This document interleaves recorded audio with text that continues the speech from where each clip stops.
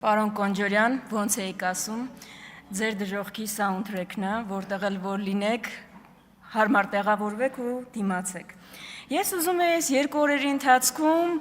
փորփրել, գտնել վերջը Հայկ Կոնջորյան քաղաքական գործիչը ինչով է հայտնի, ինչով է մնալու մեր պատմության մեջ իր քաղաքական կարիերայի ամենացայտուն դրվագները, բացի տարբեր կուսակցություններ փոխելուց, Հայկ Կոնջորյանը առաջինը հայտնի դարձավ մեր հանրությանը, երբ որ այս ամբիոնից ասաց, որ Իրանը ավտորիտար կառավարում ունեցող երկիր է։ Հետո երևի շատ արագ հուշեցին իր ֆրակցիայի իր գործընկերները ինչ անիմաստ հայտարարություն է արվել, դրա համար Կոնջորյանը ներողություն խնդրեց։ Կոնջորյանը 5 տարիների ընթացքում ընդդիմությանը ամենաշատ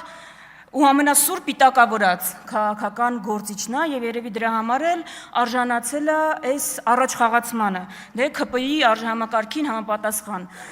քաղաքական հակառակորդներին որքան թիրախավորում ու վիրավորում ես, կապ չունի այլ ինչ արժանիք ունես ընդհանրապես։ Բայց Կոնջորյանը մեր հանրությանը ավելի հայտնի դարձավ իր ընտանիքի անդամների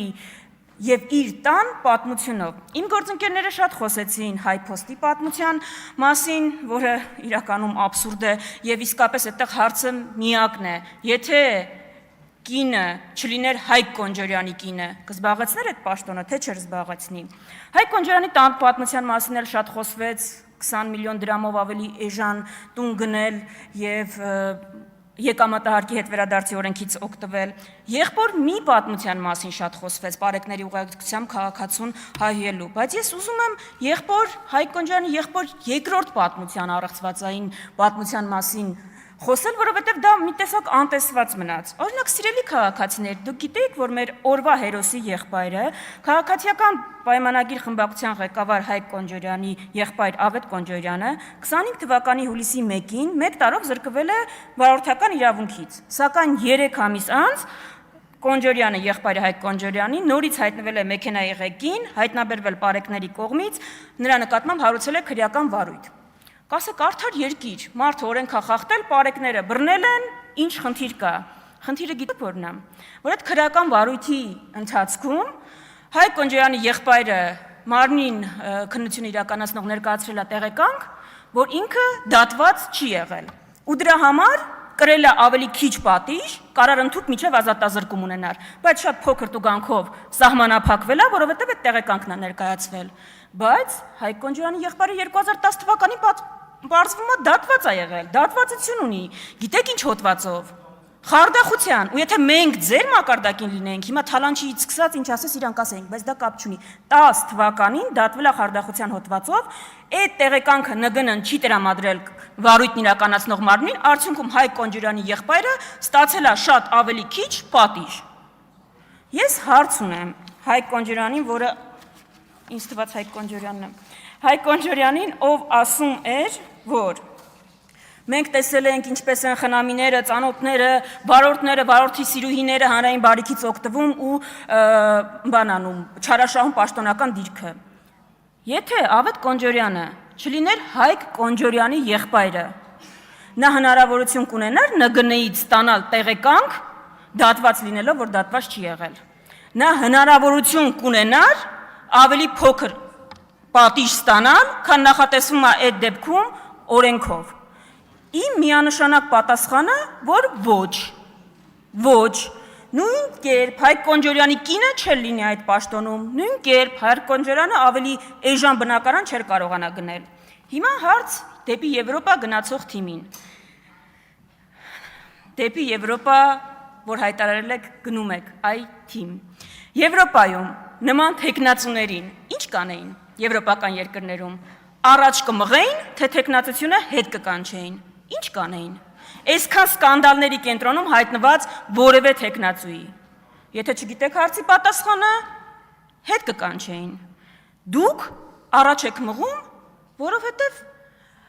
խնդիր չունի ինքը, կարմիր գիծ չունի, ընդդիմությանը Նիկոլ Փաշինյանը ինչ հայտարարի, Հայկ Կոնջորյանը կբացի Աճարյանի բառարանը, կգտնի մի բառ, որ քիչ է օգտագործվել, կգա այստեղից ելույթ կունենա, որ տպավորիչ վերնագիր ստանա։ Ես իրականում փորձեցի մի քիչ Հայկ Կոնջորյան լինել եւ AI-ին շատ եմ օգտագործում, բավական ակտիվ օգտատեր եմ AI-ի, խնդրեցի, որ AI-ը որպես Հայկ Կոնջորյան քաղաքական գործիչ հանդես գա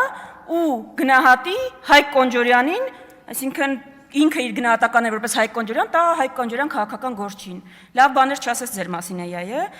տարբեր վերնագրեր առաջարկեց, օրենքից վեր դասած ֆեոդալական կաստայի ներկայացուցիչ, կոռուպցիոն կրկեսի գլխավոր ակրոբատ, իշխանական քլիկբայթի գրոսմաստեր։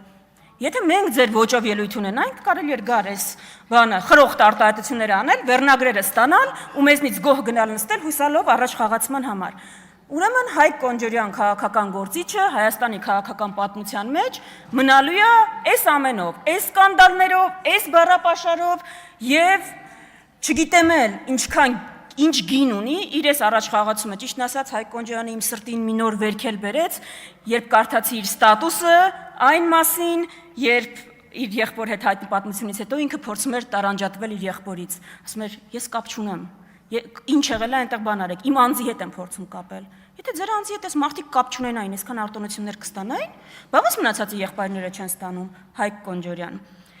Այս ամեն ինչը օրվա հերոսի մասին։ Հիմա մի քանի այլ արտահայտությունների մասին, որ այստեղ հնչել են։ Նախ, ինչքան կարելի է գալ, մանիպուլացնել այստեղից, դուք մանկապարտեզում եք, դուք վարիչներ եք մանկապարտեզի։ Ասենք Հայկ Կոնջորյանը այսօր 50 րոպե ուշայեք է, հիմա ստեղ չի։ Մեկը գալիս է, ասում է Հայկ Կոնջորյանը, որովհետև այստեղ չի աշխատավարձ ստանում, այստեղ չլինելու համար աշխատավարձ ստանում։ Եթե դուք կարծում եք, որ դուք մտքի գոհարներ եք արտահայտում, մենք էլ պարտավոր ենք այնտեղ նստած ձեզ լսել, խաբել են ձեզ, դուք մտքի գոհարներ չեք արտահայտում։ Մենք էլ պարտավորություն չունենք որևէ կոնկրետ տեղից ձեզ լսելու, բայց լսում ենք, երբ պետք է արձագանքում ենք։ Կարիք չկա մանիպուլացնել գալ այստեղ ու, չգիտեմ, Հայկ Կոնջորյանից հիմա դատարկ կարթորի հետ եմ խոսում։ Կարիք չկա մանիպուլացնել ու ասել, որ երբ ընդդիմությունը բոյկոտում ա նիստերը, ինքը դրա համար վարձատրվում է։ Մի խաբեք, մեղ կա մեր հանրությունը, հերիք է խաբեք։ Ես եղել է դեպք, երբ որ ստացել եմ 200,000 դրամ աշխատավարձ այդ ամսվա համար, որովհետև բոյկոտել ենք մենք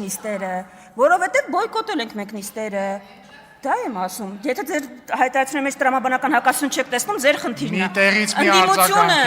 երբ բոյկոտում է նիստերը,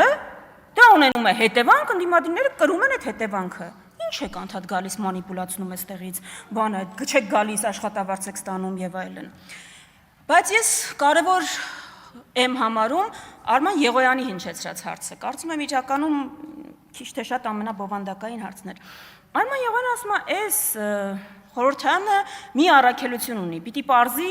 ինչքանով կարող է Ռուսաստանի Դաշնությունը միջամտել մեր ներքին գործերին։ Ազդեցություն ունենալ, մոտավորապես էությունը դա էր։ Հիմա,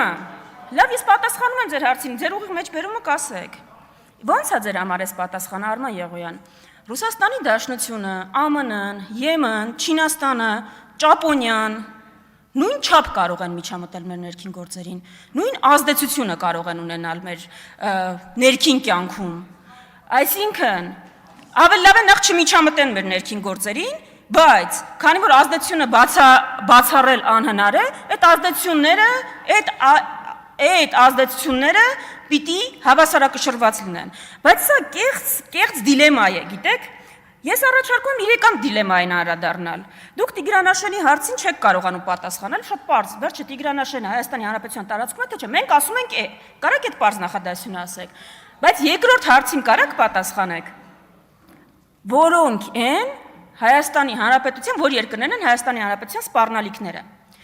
Դա ամրագրված է Հայաստանի Հանրապետության ազգային անվտանգության ռազմավարությունում։ Մեր կոնցեպտը շատ պարզ է։ Ասում ենք, սիրելի ժողովուրդ, եկեք ֆիքսենք,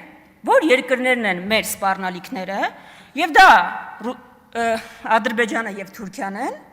մնացած երկրները կարող են լինել մեր պոտենցիալ դաշնակիցները։ Դուք ասում եք, եկեք սպառնալիքին սպառնալիք չանվանենք, դրանով սպառնալիքը կդադարի սպառնալիք լինել, ու եկեք թշնամիներ ման գանք, որտեղ կարող ենք։ Ունենք բարեկամական հարաբերություններ, բայց ինչի՞ է մեզ պետք բարեկամական հարաբերություններ։ Այդ դեպքում մենք չենք կարող այս ամբիոնից կանգնենք, ասենք մենք մենակ